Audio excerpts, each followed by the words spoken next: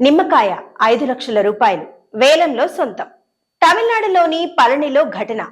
పళనిలో ఏటా 3 రోజుల పాటు తైపూస ఉత్సవాలు. స్వామివారి పాదాల చెంత ఉంచిన నిమ్మకాయలకు వేలం. 5 లక్షల రూపాయలకు దక్కించుకున్న భక్తుడు.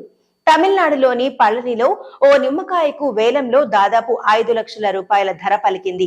పుదుక్కోటై జిల్లా తిరువరంగుళం వల్లనాటు చెట్టియార్ వర్గీయులు పళనిలో ఏటా 3 రోజుల పాటు తైపూస ఉత్సవాలు నిర్వహిస్తారు.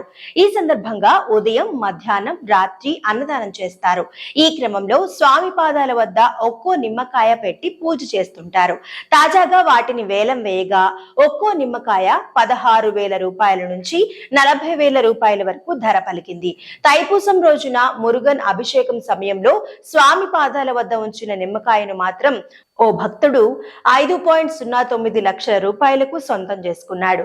ఈ వేలంలో వల్లనాట్లు, చెట్టియార్లు మాత్రమే పాల్గొంటారు. స్వామి పాదాల వద్ద ఉంచిన నిమ్మకాయ తమ వద్ద ఉంటే శుభం జరుగుతుందని భక్తుల విశ్వాసం. అందుకనే పూజలో పెట్టే నిమ్మకాయలను భక్తులు పోటీపడి మరీ వేలంలో దక్కించుకుంటారు.